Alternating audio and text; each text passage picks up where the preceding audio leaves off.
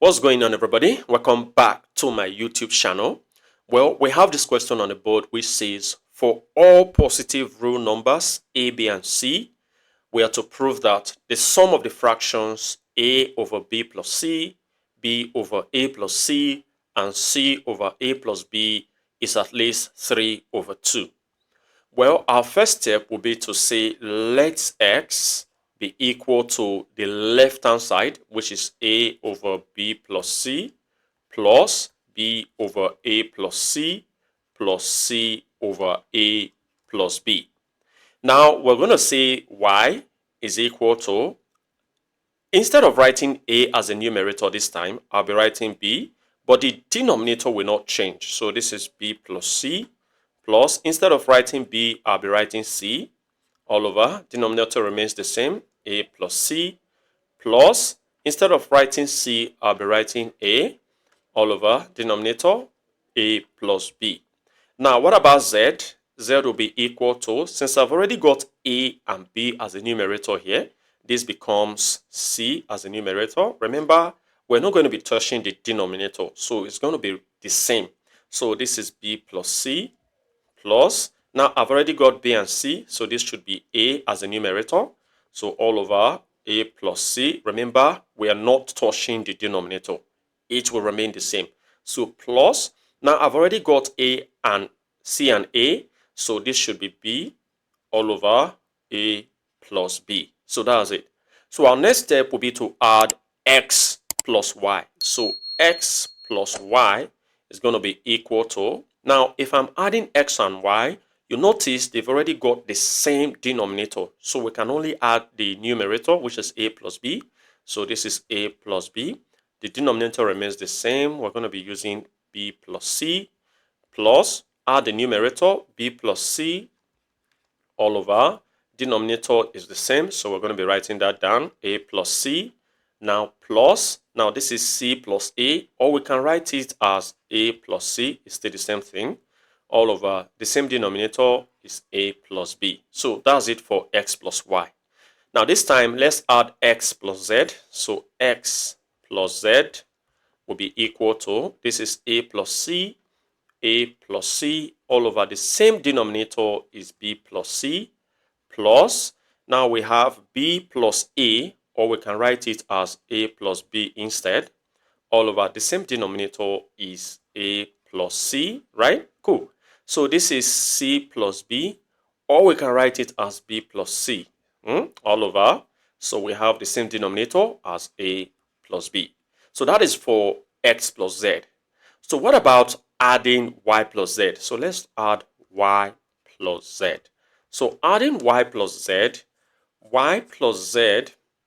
we're going to be having b plus c all over b plus c, plus we're going to be having a plus c all over a plus c, plus we're going to be having a plus b all over a plus b. You notice that this here cancels 1, this here gives 1, this here also gives 1. So 1 plus 1 plus 1 is 3. That means y plus z is equal to 3.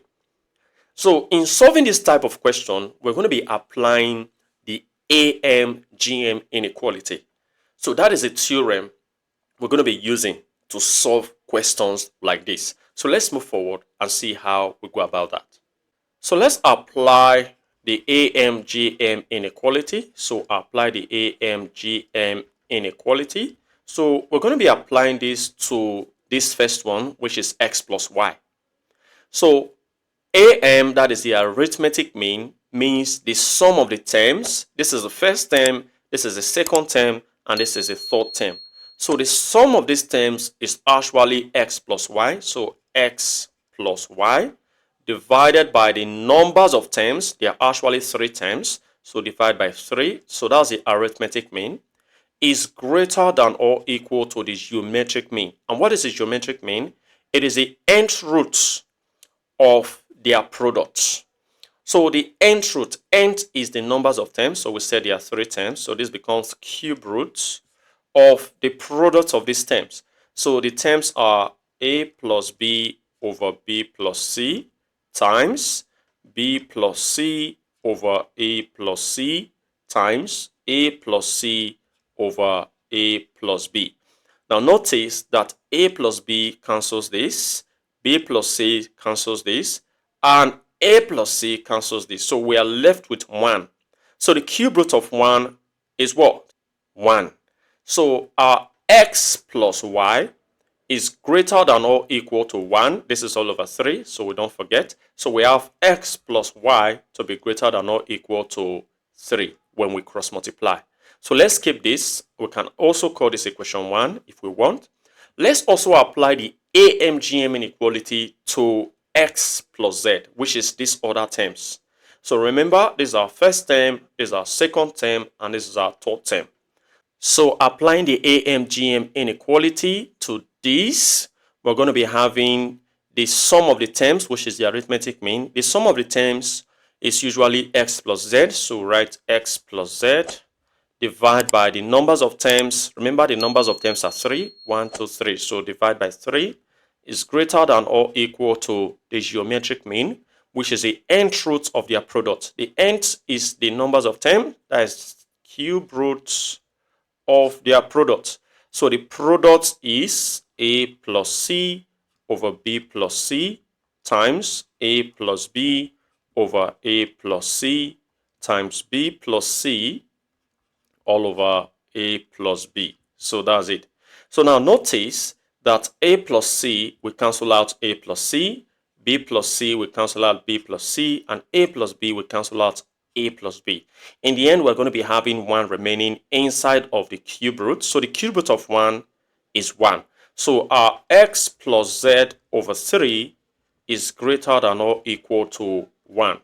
In other words, x plus z is greater than or equal to 3 when we cross multiply. So we can go ahead and call this equation 2. So we have 2 equations to work with, or we have 3. So we can also call this one equation 3 if we want. So we have equation 1, we have equation 2. Remember, we've already got y plus z, which is equal to 3. So now our next step will be on our next slide, and that is where we're going to be having our answer from. Let's go. So let's go ahead and add equation 1 and 2. So adding equation 1 and 2, x plus x is 2x plus y plus z. So y plus z is greater than or equal to 3 plus 3, that's 6.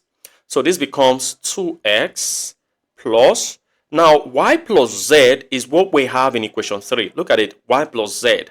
And that is equal to 3. So we can go ahead and put 3 here. So 3 is greater than or equal to 6.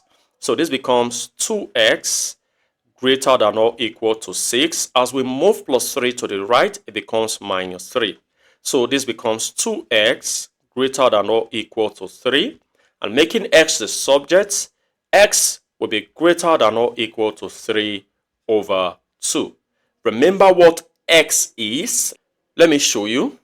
Here it is. So x is actually the left-hand side, which we are asked to prove as greater than or equal to 3 over 2. So you notice that we've already got our answer. So we can therefore say that this is the correct proof. Well, feel free to share your ideas in the comment section below. And if you enjoyed this video and have learned something from this video, go ahead and give this video a thumbs up. Subscribe if you haven't. Turn on the notification bell so you don't miss my upcoming videos. And like I always say, until next time, take care.